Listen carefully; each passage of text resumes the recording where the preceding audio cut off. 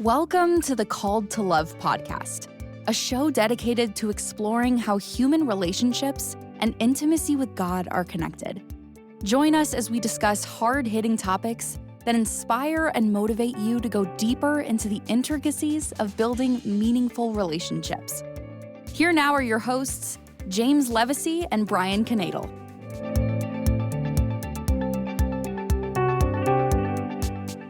What we're about to watch is a true story, and I'm one of the characters in it. My son is another one. This was totally unexpected. We were doing an event, I guess in February, and we were going around the tables. We were asking questions, and we were getting people to share so that they would fellowship with each other and kind of relate to each other, trying to find some commonality between, issues and problems.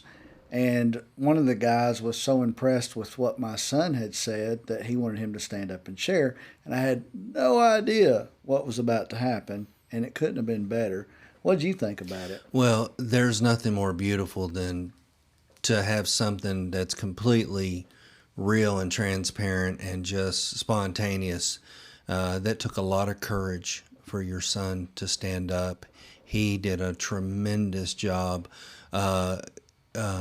Having shared at his table based on the questions that we were asking the group to discuss, but he did something so beautiful. No one really saw it coming, and we thought it was so special. We knew without a doubt this was worth sharing with our audience. So, but yes, this is a story. This is your son sharing about the impact you made in his life and the journey that he was on and the road back to where he is today, both with the Father and with you.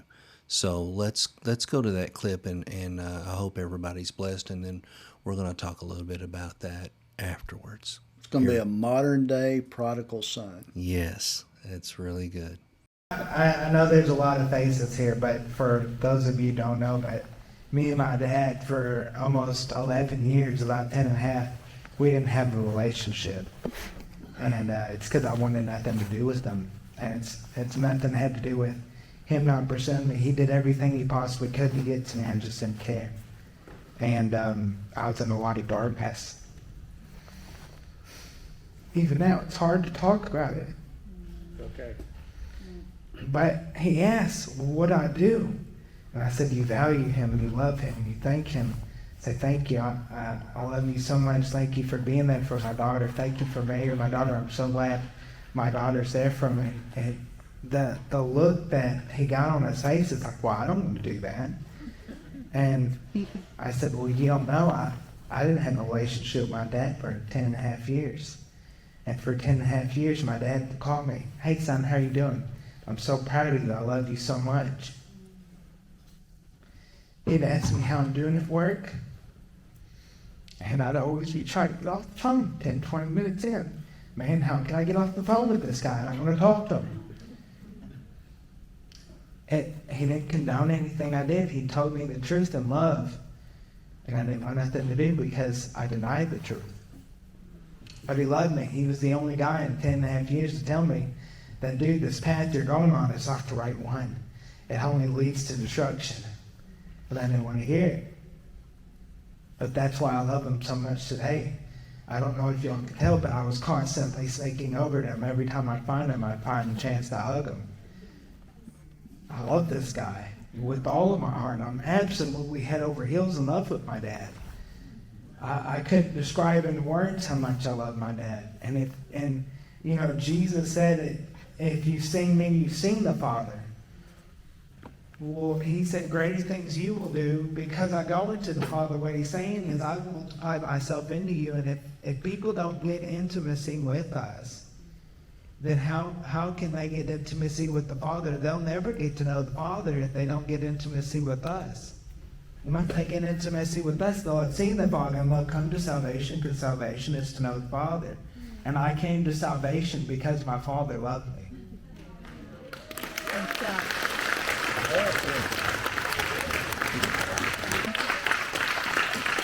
Oh, thanks a lot, Tony. So these relationships that we're talking about building and becoming more like Christ and less offendable could buy your kids back. You know how many parents are out there praying that someone, or this is their prayer, Father God, would you save my son, my daughter? And someone's saying it over here. What they're really praying for is, will you send somebody into my kid's life that would model Jesus Christ, because I can't do it. They don't even like me. But Lord, please send someone. Please. Lord, would you just, I just wish Bobby would get back into church. It's going to help if they get into church and someone comes in that models what it looks like to love. And when you're out doing that, you're doing that to the very son or daughter a parent or grandparent is praying that would come to know Jesus if you have the time.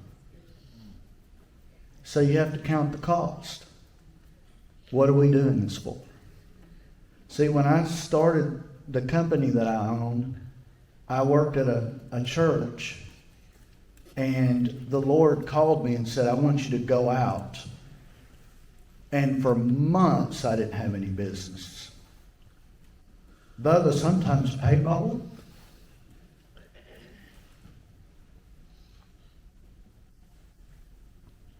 So I stayed in my closet and I prayed and I met with people every single day. And the Lord taught me the value and the significance of relationships and how important they were. He knew he was going to provide for me. He knew he was going to take care of me. He knew all that stuff. He knew my son was going to be out of jail. But he wanted my heart. And what he's trying to show you by you being here today is how weighty this call is to love people. It can't be with offense. You don't have any idea the things you're praying for, your marriage, your work, your friends, your relatives, and all that stuff. You don't have any idea that it's found in the love you have for others.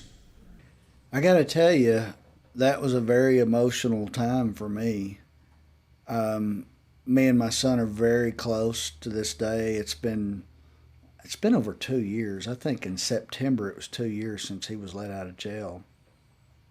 But the time between, when he was almost 18 till now, he's 30. Man, it's been a long time. And there's a lot of people that are going to watch this that have children in their life that they are desperately wanting to come to know the Lord, at least be in relationship with them. And they're wanting to see it before they die. They're worried about their children. They're probably teetering on the, is it ever going to happen? I literally thought he was a lost cause. At some point, when he was arrested and put in jail, I thought, what a waste. What a waste. I tried to do everything I could in between the times, as, he talked and, shared about the relationship, and I would call and check on him and things like that.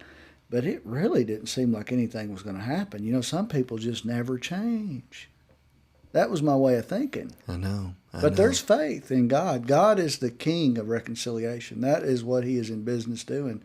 And he loves us, as we've been talking about. And there's not a single person out there that doesn't have a challenge or a situation or a circumstance involving their family where there is a disconnect.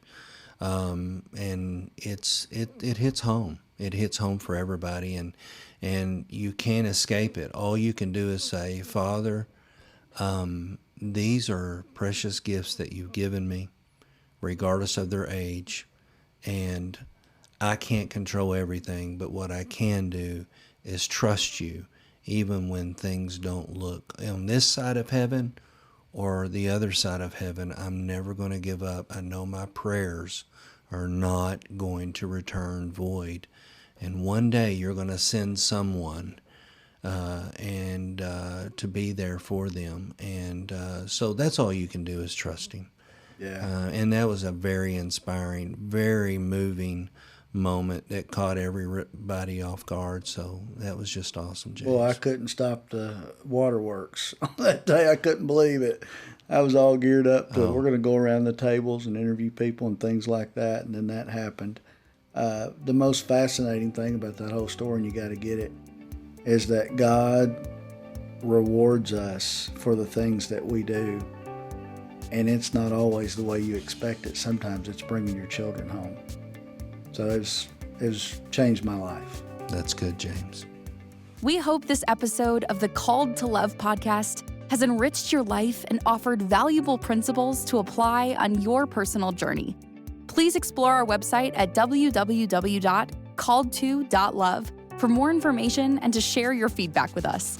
Until our next episode, may you find peace and love. And always remember, you are called to love.